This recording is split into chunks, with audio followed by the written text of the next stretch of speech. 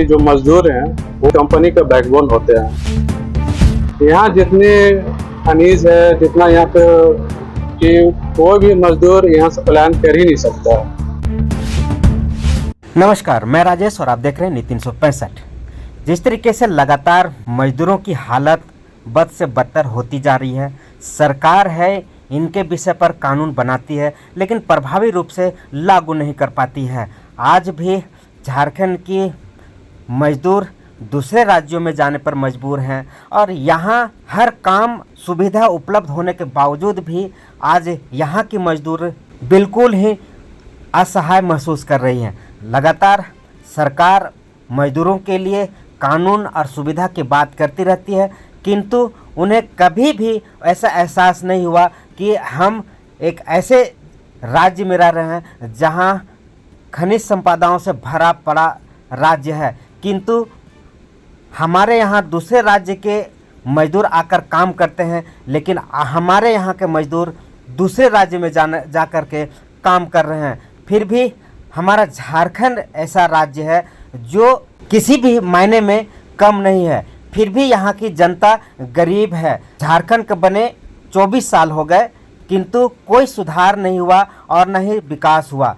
आइए देखते हैं क्या बोल रहे हैं सदान विकास पार्टी के महाप्रवक्ता। मजदूरों की बढ़ती लगातार जनसंख्या, सरकार की विफलता दिखाई दे रही है। देखिए, सबसे पहले तो आपका धन्यवाद दे रहा हूँ कि आपके जरिए हम लोगों मेरे जो विकास पार्टी सदान विकास पार्टी उसके तरफ से जो मजदूर दिवस मनाया जा रहा है उसकी शुभकामनाएं सारे मजदूर तक पहुँच रही है। मैं पहले ये बताना चाहता हूँ कि मजदूर दिवस जो है वो क्यों मनाया जाता है। आज से लगभग समझिए सन 1886 ईस्वी में जब मजदूरों का बहुत शोषण होने लगा तो अमेरिका में वहाँ के मजदूरों ने हड़ताल किया और अपने हक और अधिकार के लिए धरना वगैरह दिया, जिसमें बहुत सारे मजदूर लोग के साथ अत्याचार भी हुआ, गोली लाठीचार्ज वगैरह सब कुछ हुआ। जिसके बाद 1889 में वहाँ की सरकार ने ये कर दिया कि हाँ, जो उनका हक अधिकार है मजदूर दिवस का, जो 15-15 घंटा काम करवाते थे उसको चेंज करके 8 घंटे में ले आए और उनकी जो न्यूनतम मजदूरी है वो सारा वगैरह तय हुआ। वही देखा देखी हमारे भारत में 34 साल के बाद 1923 में चेन्नई में इस चीज़ को फिर से लागू किया गया और तब से आज तक हम लोग इस 1 मई को मजदूर दिवस के रूप में मनाते हैं ताकि मजदूर लोगों का जो भी न्यूनतम मजदूरी है, उनका हक अधिकार है वो मिले।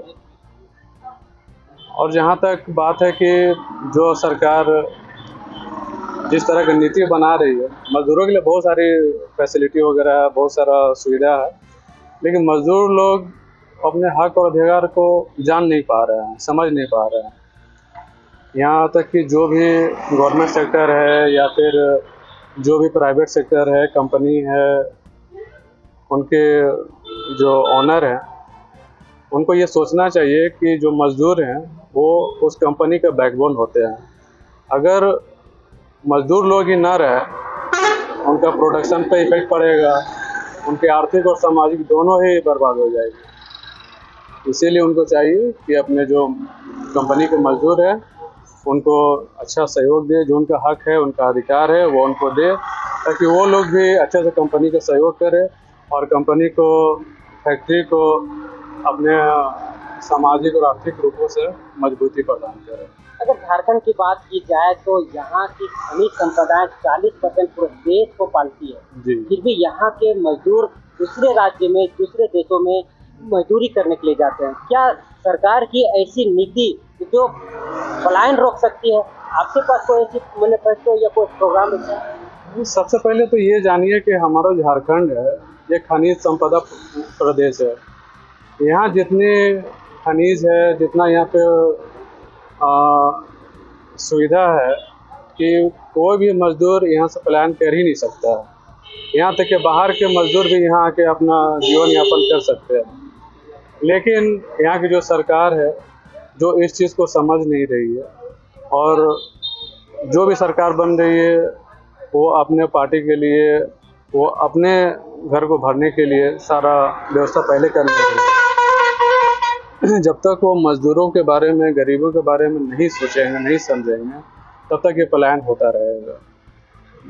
जो यहाँ के मज़दूरों के लिए, जो उनके सुविधा के लिए जो भी यहाँ खनिज संपदा है, उसके हिसाब से जो भी उनको देना होगा, या जो भी उनके लिए सही नीति, सही निर्णय लेना है, अगर वो लेंगे तभी पलायन रुकेगा, वरना नहीं रुक पाएगा।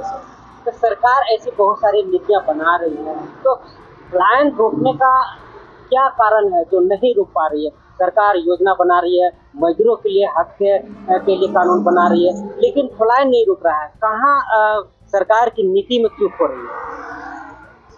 ऐसा है सर कि नीति तो बन रही है, और जो भी सरकार में है वो नीति बना रही है, लेकिन वो एक पेपर तक ही है, वो धरातल पर नहीं आ रही है।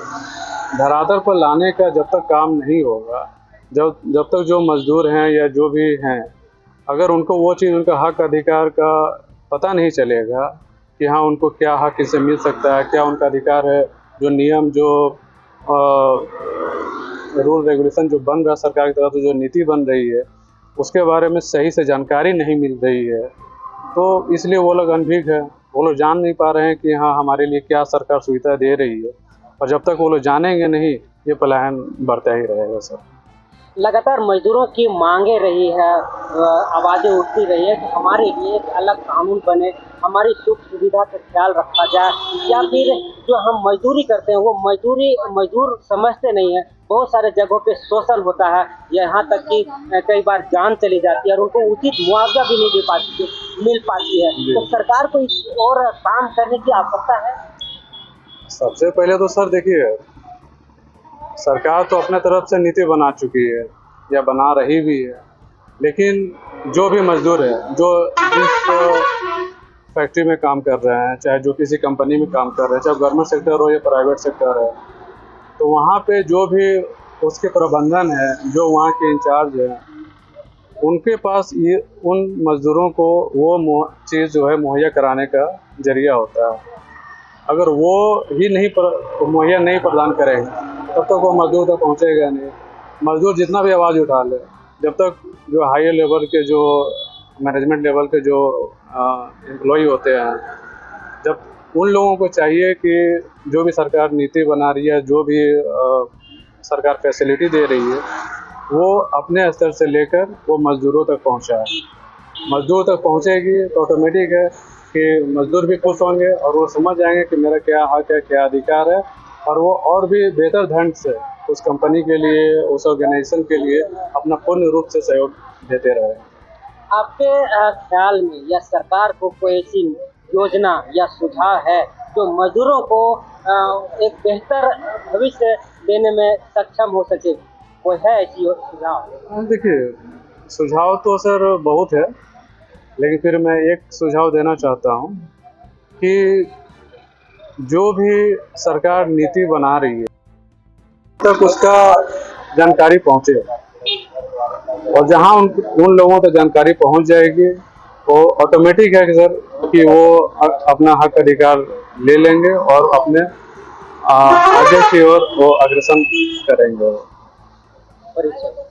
मैं एजाज आलम, प्रदेश मीडिया प्रभारी, सदान विकास पार्टी। मजदूर भाई बहनों और हमारे बीच में उपस्थित जितने भी हमारे लोग हैं, सबों से मेरा है, किसी भी विभाग में काम करते हो, सारे के सारे चमेली ग्रेड बदला हुआ है, मजदूरी करते जो लोअर क्लास में हमारे मजदूर हैं उनको उनकी मजदूरी कैसे बढ़ेगी, पैसा तो मिलता है उनकी व्यवस्था 300-400 जो देंगे आपसे सुनेंगे, नहीं मिलता अधिकार को नहीं पहचानेंगे, कुछ नहीं किया, काम करते रहेंगे तो काम नहीं मिलता है, कभी कभी मिलता है, कभी कभी नहीं मिलता। इसलिए आप लोगों से निवेदन है ये रेजा काम जहाँ कहीं भी है, जहाँ कहीं भी है, आप हमारे मंच में जहाँ मैं बोल रहा हूँ वहाँ पर आने का प्रयास करें। जो मिलना चाहिए उसे आप